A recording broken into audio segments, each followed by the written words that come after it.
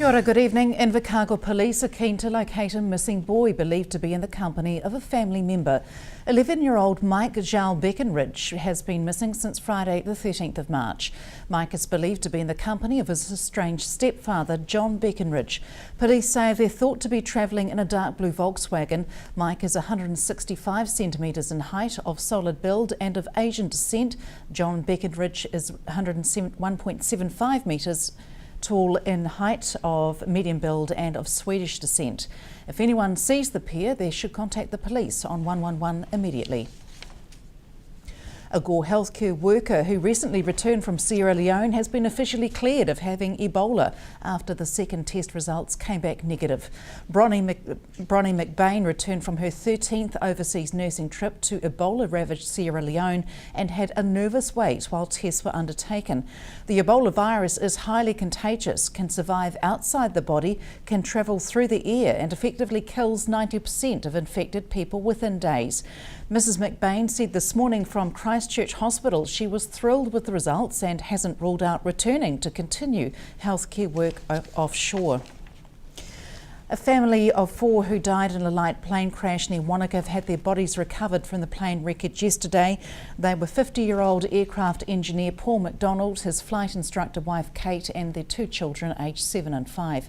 Police say it appears the Cessna 185 fixed-wing plane the family was travelling in left Wanaka Airport at around 11 a.m. yesterday, destined for the skipper's area. Their deaths have now been referred to the coroner.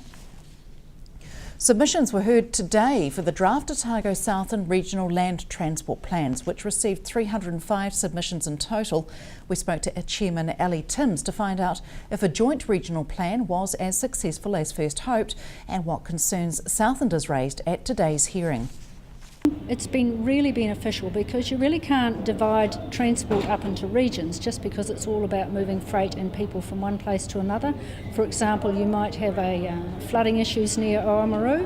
That's significant for Southland because we can't get our foodstuffs and so on down here. We can't get our produce further north. So it's enabled both committees to take a broader view, recognising, for example, the importance of Southlanders with making changes to the roading configuration in Queenstown, such as a 2-lane Kawara Bridge, the number of Southlanders that travel through that route as well. So I just think it's been a really good project, and I think as a result of that we've come up with a much better plan, which has really had broad support from submitters in both regions. Has there been a general consensus among submitters? Yes, there has, particularly in Southland. There's been a huge amount of support for sealing of the Haldane-Curio Bay Road, and this is part of a journey that starts in Southland and ends in Otago, and it's about sealing 2 ends of that one journey, so making it a whole lot safer, not only for visitor drivers but for locals as well. So the general consensus being safety from Southlanders, was that your main aim in making this transport plan? Well, originally we just thought about it from a visitor perspective, but the huge number of submissions we had, I think it was 79 submissions out of 88 in support. We're hearing from the locals how actually dangerous this road is. It's a school bus route. A lot of locals are using it. They're finding tourists are on the road, and because it's a metal road, they actually don't know how to drive on a metal road, and they're hauling people out of ditches on a daily basis. So we're not aware of that because it actually isn't reported officially. So it really just further emphasised how important it is for the local community and not only tourists that we go ahead and get this road sealed. And where does the whole process go from here? Right, so it's a bit complicated. It goes back to each of the regional transport committees. They make a recommendation to approve the plan to Otago Regional Council and Environment Southland, and then that has to fit within the national planning, so it has to fit within the National Land Transport Plan, and we'll know about that whether all of our projects have got across the line at the end of June this year. So the major things that the submitters were focusing on, such as the safety and the catlands, will we start to see those projects be developed this year? Yeah, absolutely. And what Southland is putting in towards that project, which is also helping to get it across the line from a financial perspective, is what are called our R funds. So these are funds that have come to Southland, and this is specifically out of a tax that's on petrol. Now we've got something like about 21 million of R funds to spend, so a significant amount of those will go on to the sealing of that Haldane Curio Bay Road, and it's proposed that work will be commencing in this next financial year. International visitors flying in and out of tourist Mecca Queenstown increased a massive 38% in February on the same period last year. All Trans-Tasman routes showed good growth, with more flights during the traditional peak season, and there were more increased Chinese visitors over the Chinese New Year period. Increasing use of large aircraft on domestic routes saw overall passenger numbers increase 12%. There was another strong month for private jets too, with 32 private jet landings recorded. That's more than double February 2014. Queenstown Airport is currently planning infrastructure required for evening flights, which are expected to take off in winter 2016. And still in the Queenstown region, the remarkable ski field is undergoing major renovations ahead of this year's ski season. The base building is set to double in size to accommodate the expected 15% growth in business levels this season, according to New Zealand Ski. The state-of-the-art structure will feature an improved cafe, restaurant, ticketing, rental and retail areas, as well as better access to new and improved trails. The top floor will feature a 10-metre high glass frontage and will seat more than 700 inside and another 400 outside. The base building project is part of a $45 million investment that includes road realignment, seal of the lower access road, ski trail development, expansion of the snowmaking system and extended car parking. Stay with us. Up after the break, complaints of phone and internet services deteriorating in the south, and we welcome our newest citizens.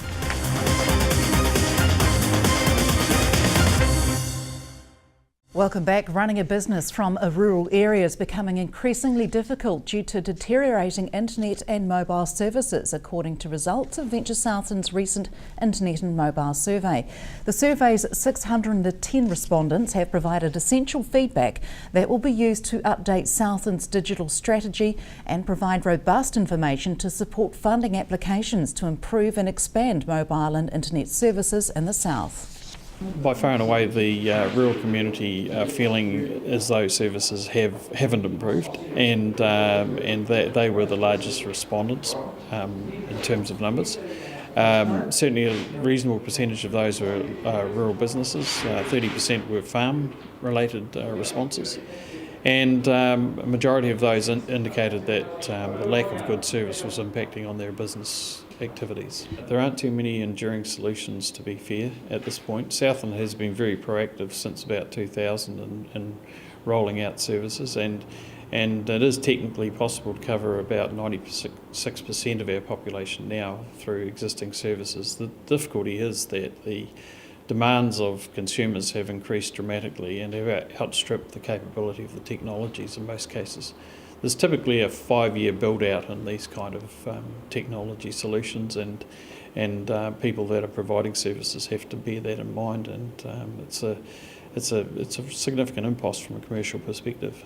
So it could be a number of years before we see any perhaps new venture in offering services in those areas? I wouldn't say so. I think the reality is that there's new technologies that have greater capability that's being rolled out and are the new de facto standards. In many cases in Southland, we've got Generation 3 technology that's being rolled out and has been rolled out, whereas the G4 Generation 4 technologies are more adept at handling higher capacity and higher speed, albeit consumer. It's limited the number of consumers they can serve at any one time. Is it likely that there might be an opportunity to retrofit existing services that are there with that? Maybe. Certainly in terms of hilltop sites, there's some very good strategic locations in Southland that would be ideally suited to new technologies, and I would say that would be the first step in looking at solutions. Internet coverage into these more remote areas is a huge cost, obviously rolling out wired services to those areas. The wireless, how does it stack up now? Well, look, the reality is that running fibre to the farm is a very expensive solution. However, it is very enduring, and wireless solutions provide the best commercial opportunity.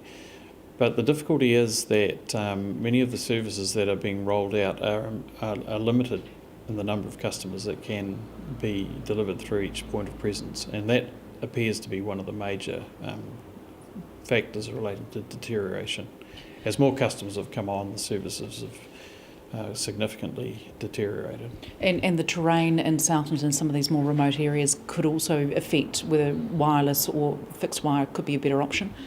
Yes, terrain is always is an important consideration. Certainly, Southland is difficult from a commercial perspective because of our sparse population and a relatively small population. But most of the area can be serviced from hilltop sites, and the combination thereof, I think we will see in the future. A combination of fibre and wireless. 13 people were welcomed as New Zealand citizens at the Southland District Council today. People from Britain, Argentina, India and South Africa were sworn in as new citizens today by Southland District Mayor Gary Tong. The Southland Multicultural Society joined the new citizens' friends and families in welcoming them to the country and the region.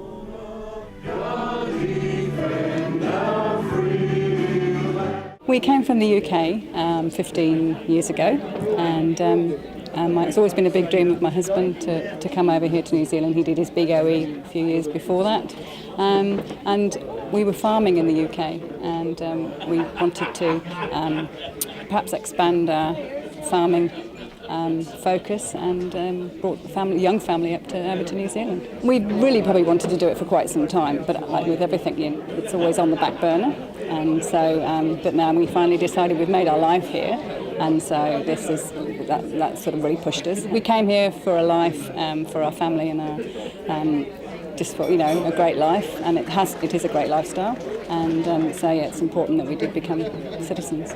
And the region has really benefited you and your family? Certainly, especially. Well, the lifestyle is lovely for the family.